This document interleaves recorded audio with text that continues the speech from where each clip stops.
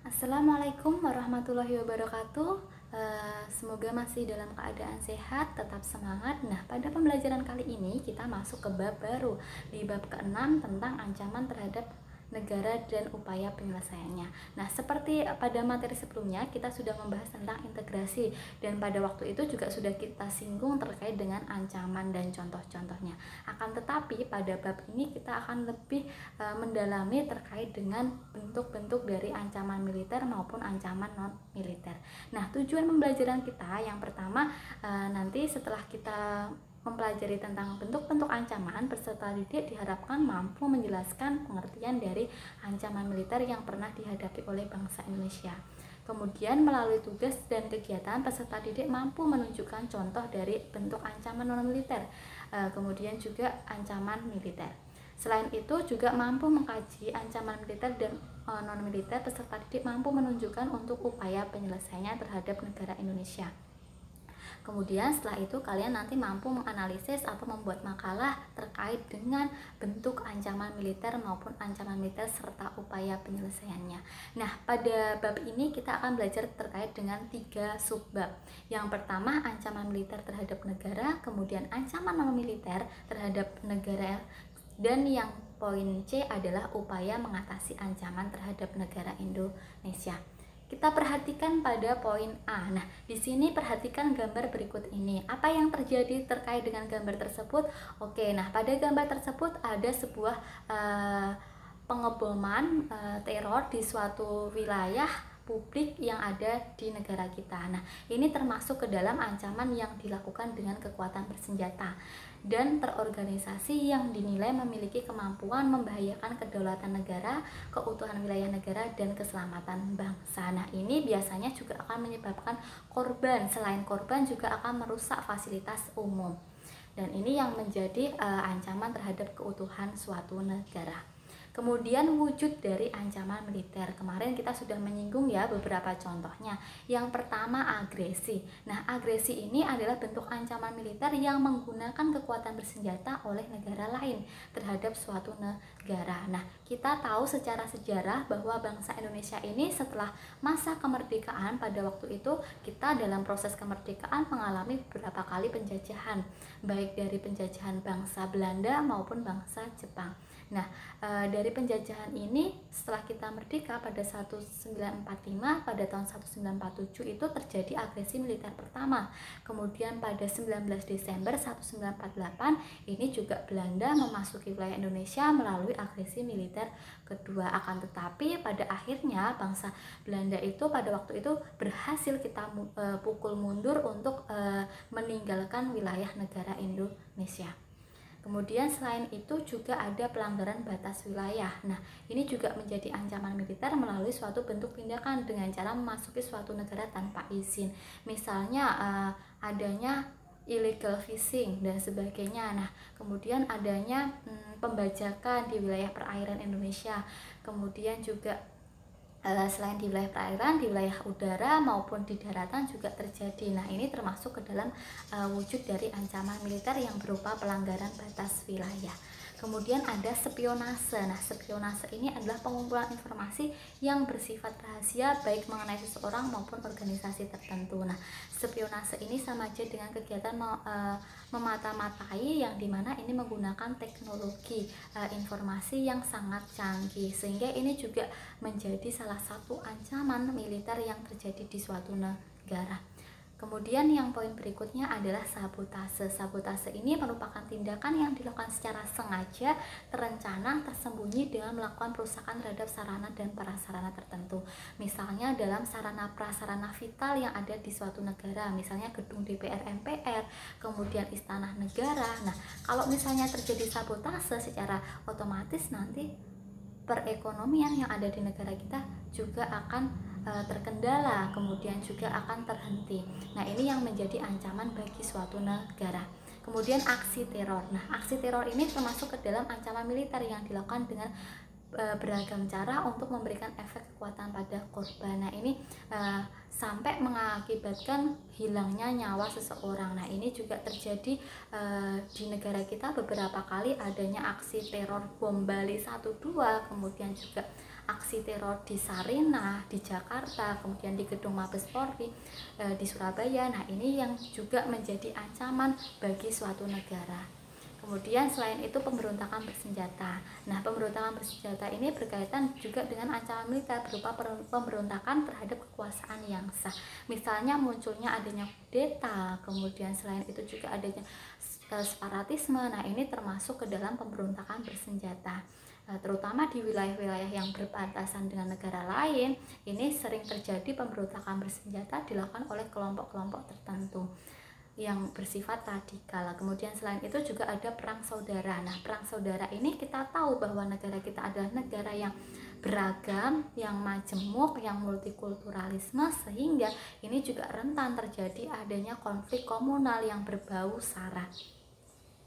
Kemudian kita lanjut di slide berikutnya, ancaman non-militer terhadap negara. Nah, apa yang dimaksud dengan ancaman non-militer? Pada waktu itu sudah kita singgung bahwa ancaman yang berasal dari dalam dan luar negeri yang tidak menggunakan kekuatan bersenjata atau kekuatan militer. Akan tetapi ancaman ini dapat mengancam keselamatan warga, memecah belah bangsa, serta mengancam kedaulatan negara. Seperti contohnya narkoba. Nah, hidup cerdas tanpa narkoba ini juga termasuk bagian dari ancaman non-militer. Nah, kita lihat wujud ancaman non-militer yang pertama dari ideologi. Ancaman non-militer di bidang ideologi ini adalah masuknya paham-paham lain yang bertentangan dengan ideologi Pancasila, karena bangsa Indonesia, negara Indonesia adalah ideologi Pancasila. Contohnya masuknya ideologi komunis serta liberal. Pada waktu itu beberapa kali ideologi kita sangat goyah terkait dengan ideologi lain. Adanya PKI, kemudian juga arus globalisasi itu juga akan mengancam ideologi Pancasila, karena globalisasi ini, masuknya arus globalisasi ini akan berbau kebebasan. Nah, kebebasan ini termasuk ke dalam masuknya paham-paham liberal yang ada di negara Indonesia. Kemudian politik. Nah, politik ini juga termasuk ancaman non-militer di bidang politik yang berbentuk campur tangan negara lain terhadap urusan dalam negeri Indonesia, atau kita sebut sebagai intervensi. Artinya suatu negara yang sudah merdeka ini memiliki kedaulatan ke dalam maupun keluar. Nah, kedaulatan ke dalam ataupun keluar ini tidak boleh dicampuri oleh negara lain. Nah, kalau sudah mencampuri berarti ini sudah menjadi bentuk ancaman. Lanjut ke ekonomi. Nah, ekonomi ini adalah ancaman di bidang ekonomi yang berbentuk non-militer.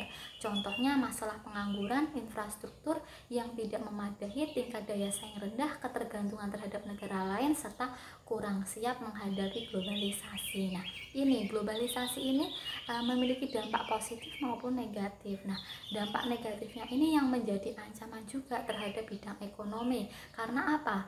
Dengan globalisasi secara otomatis para pekerja dari asing ini akan bebas masuk ke wilayah negara Indonesia. Nah, dampaknya ini juga akan mengurangi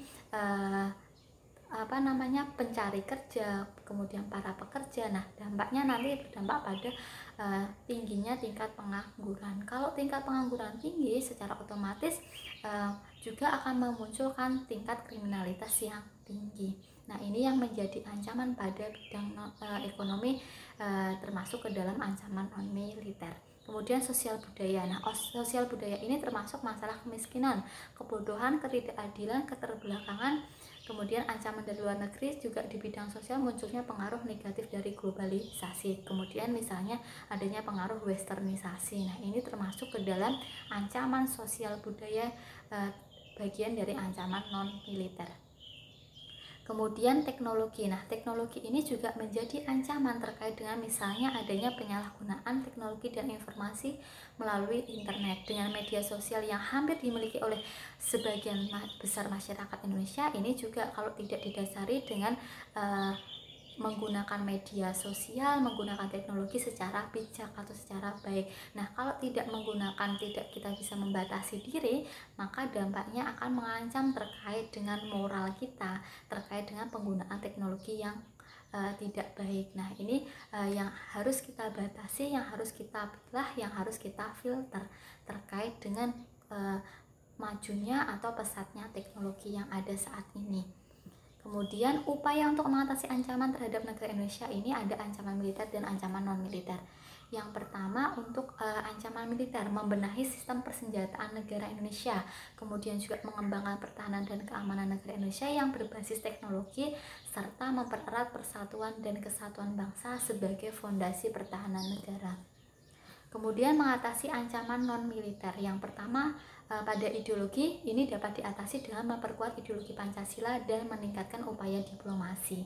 Kemudian pada bidang politik ini diatasi dengan penguatan pemerintah yang bersih, efektif, bertanggung jawab sesuai dengan undang-undang. Artinya kalau pemerintah ini bersih, kemudian tanggung jawab, akuntabilitas, maka kepercayaan masyarakat terhadap pemerintah ini juga akan meningkat, sehingga melek politik di masyarakat, kemudian mereka mampu menggunakan hak politik pasif maupun aktif. Nah, jika masyarakat mampu menggunakan politik aktif maupun pasif, maka demokrasi yang ada di Indonesia juga akan berjalan dengan baik. Kemudian untuk ekonomi, ancaman ini dapat diatasi dengan membangun ketahanan di bidang ekonomi, meningkatkan etos kerja, terbuka terhadap kemajuan teknologi, dan meningkatkan rasa cinta pada produk dalam negeri. Artinya pemerintah harus memberikan modal usaha, kemudian pelatihan inovasi kepada masyarakat, kepada para pengusaha supaya mampu meningkatkan produk-produk dalam negeri. Dan kalau misalnya produk dalam negeri ini baik, digemari oleh masyarakat, secara otomatis daya beli masyarakat terhadap produk lokal ini juga akan meningkat. Kemudian sosial budaya. Nah, sosial budaya ini dapat diatasi dengan pendidikan, memasukkan wawasan kebangsaan, kebudayaan lokal, rasa cinta tanah air, nasionalisme, patriotisme, nilai agama dalam pendidikan. Artinya agama ini harus diberikan, harus diterapkan dalam setiap sendi-sendi kehidupan. Nah, ini yang menjadi salah satu cara untuk mengatasi ancaman pada bidang sosial budaya. Kemudian bidang teknologi dapat diatasi dengan membentuk peraturan tentang kejahatan dunia maya dan meningkatkan sistem keamanan negara. Kemudian yang slide terakhir, bagaimana peran masyarakat untuk mengatasi ancaman di berbagai bidang? Yang pertama adalah dengan menerapkan sistem pertahanan rakyat semesta atau SISHAMKAM rata sesuai dengan Undang UUD 1945 pada pasal 30 ayat 1 sampai ayat 5. Kemudian mendukung dan memandu program-program pemerintah, serta meningkatkan mutu produk dalam negeri, melestarikan budaya daerah, serta menyikapi informasi secara bijak. Oke, mungkin ini saja yang Ibu sampaikan. Terima kasih atas perhatiannya. Semoga apa yang saya sampaikan bermanfaat untuk kalian. Jika ada hal yang ingin ditanyakan, silahkan nanti bisa ditanyakan langsung ke saya. Dan jangan lupa kerjakan untuk perintah tugas yang akan saya berikan di setelah video ini. Mungkin ini saja, terima kasih, semoga bermanfaat. Saya akhiri untuk video kali ini. Sampai berjumpa di pertemuan berikutnya. Wassalamualaikum warahmatullahi wabarakatuh. Tetap jaga kesehatan dan tetap semangat.